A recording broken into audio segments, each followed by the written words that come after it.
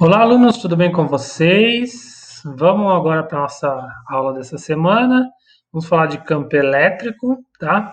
Esse é um conceito importantíssimo, um conceito que, por incrível que pareça, Newton não pôde explicar na época, tá? Então ele foi importante, a teoria dele foi importante na mecânica, né, para unir os movimentos celestes com os movimentos terrestres, mas houve uma questão de como que se dá essa interação que ele não soube responder. Isso ainda persistiu depois com a eletricidade, tá? A gente viu a força elétrica na última aula, mas ainda faltava um conceito importante que é o conceito de campo, tá bom?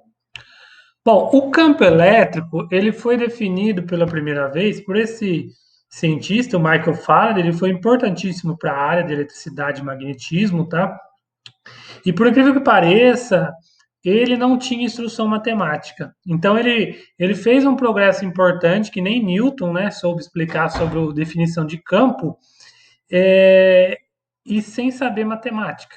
Depois teve pesquisadores, né, filósofos naturais, físicos, enfim, químicos, matemáticos que elaboraram o conceito dele na parte exata, tá, utilizando equações algébricas, mas ele foi o primeiro cara que qualitativamente então postulou a interação entre corpos à distância, que é o conceito de campo, tá? Então o que seria o campo elétrico? O campo elétrico, ele é uma deformação, de alguma forma, a gente não sabe muito bem ainda, né? Topológica do espaço pela carga elétrica, tá? Então imagine, eu coloco a carga elétrica no espaço, de alguma forma ela vai modificar a região em sua volta. Isso por conta da sua carga elétrica, tá bom? Em física de partículas, a gente fala que essa deformação, ela se dá por alguns mediadores de interações, tá? No caso, os bósons, enfim. Mas aqui não entra nessa questão, que é mais a ideia que coloca uma partícula, vai se deformar o campo à sua volta. Então, o campo elétrico é devido dessa propriedade intrínseca da carga elétrica, tá? Já conjecturando, algumas teorias modernas de gravitação também envolve a teoria de campos gravitacionais. E lá você tem então uma deformação devido à massa da partícula. Mas aqui a gente está falando de campo elétrico, então é devido à carga da partícula. Bom, a unidade ela vai ser Newton por Coulomb, a gente já vai ver o porquê, mas também ela pode ser explicada por volt por metro, e a gente também vai ver na próxima aula por quê.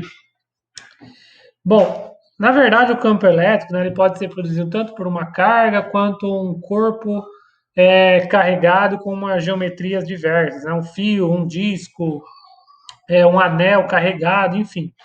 Mas aqui na nossa aula, né, o que a gente vai estudar principalmente é uma carga pontual. É uma partícula, colocou no espaço e como que é o campo elétrico produzido por ela, tá bom? As demais formas aí a gente não vai ver, né, nessa disciplina. Mas aí é o seguinte, então, o módulo, agora eu vou chamar de campo elétrico, né, o módulo E do campo elétrico, ele vai ser dado pelo casinho, né, aquela constante eletrostática lá da lei de Coulomb, que é 9 vezes 10 a nona.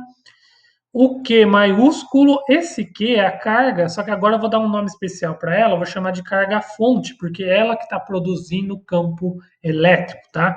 Então, cuidado com essa nomenclatura, o Q maiúsculo vai ser carga fonte, porque nas próximas aulas vai entrar carga de prova, que eu vou usar uma outra letrinha. Então, carga fonte é quem produz o campo elétrico. Dividido pelo D ao quadrado, só que esse D, ele não é a distância entre as duas cargas, porque aqui você só tem uma. Quem produz o campo elétrico é só uma carga. Então esse D, ele é a distância da carga até um ponto qualquer do espaço. Então aqui é uma distância até um ponto genérico, tá bom?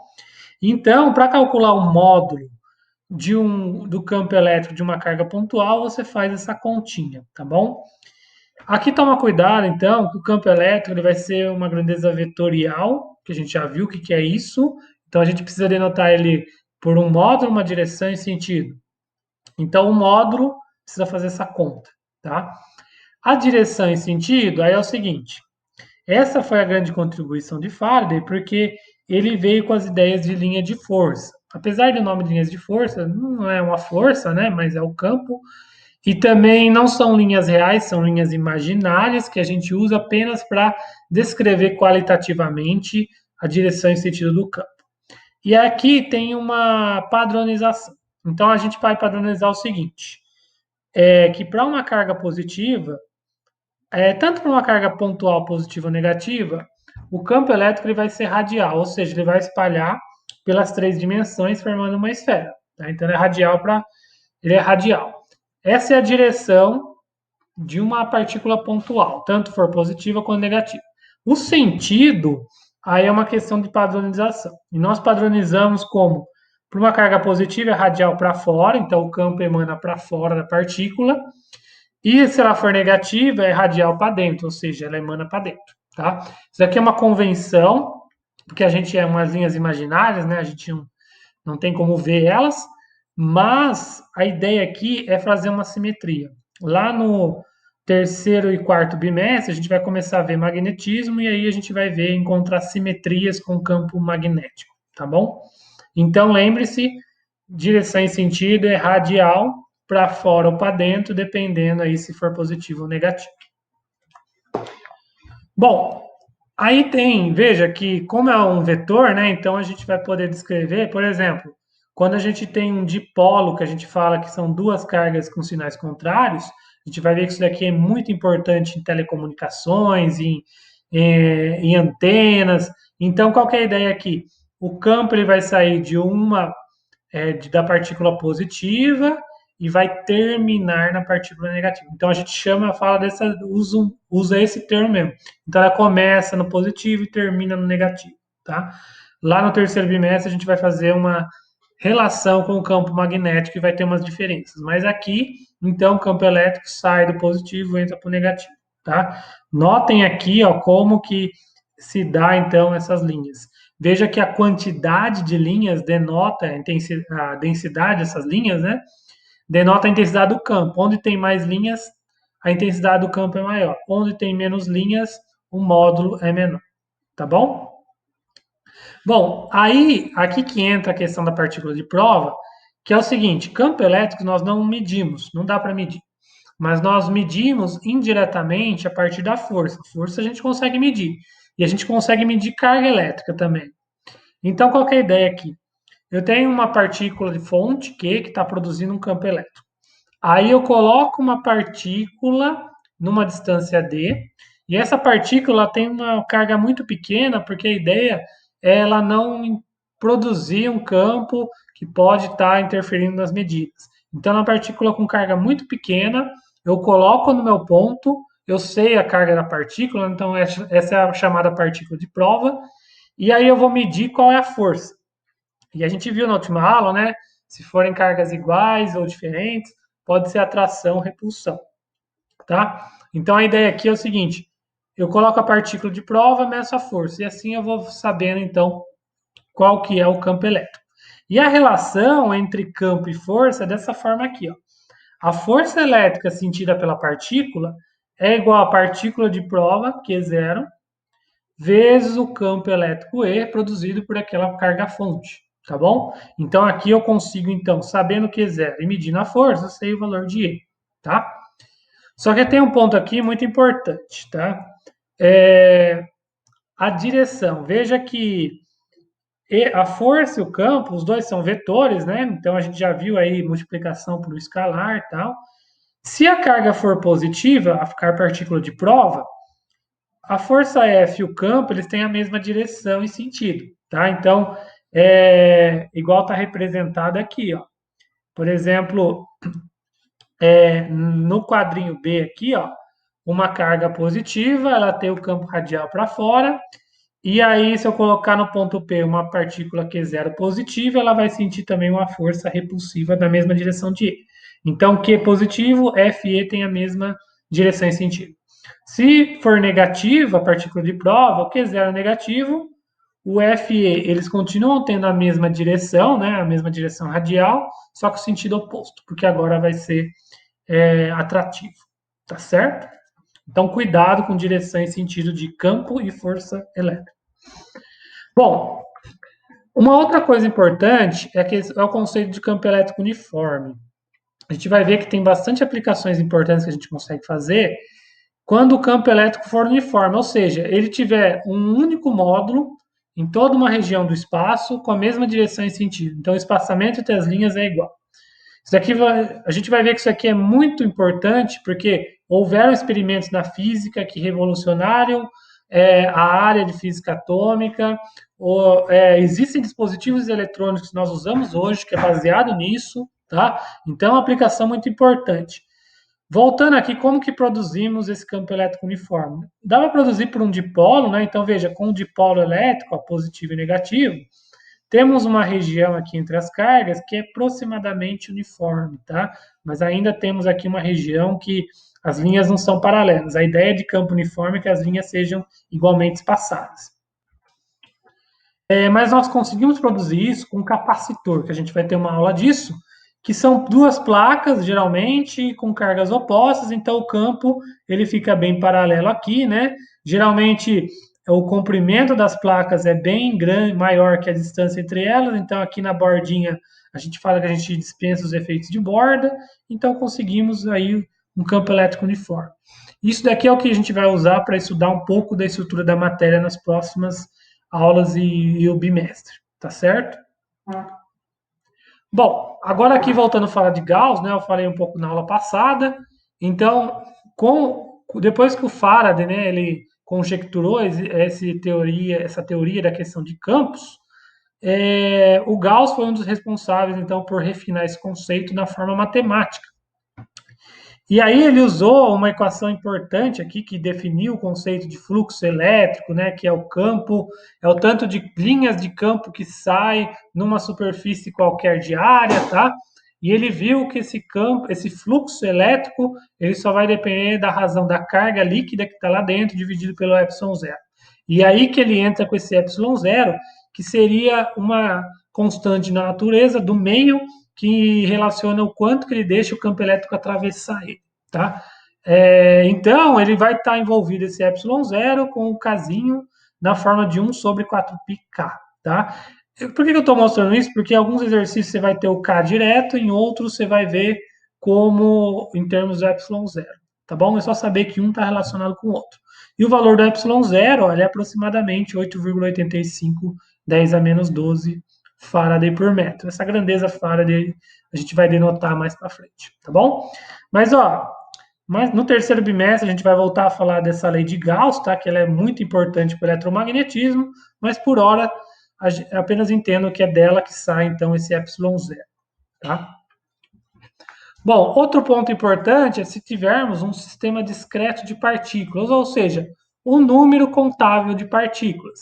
Então, por exemplo, se eu tiver um Q1, um Q2, um Q3, um Qn, várias partículas aqui no espaço, eu quero saber em um ponto qual é o campo elétrico naquele ponto.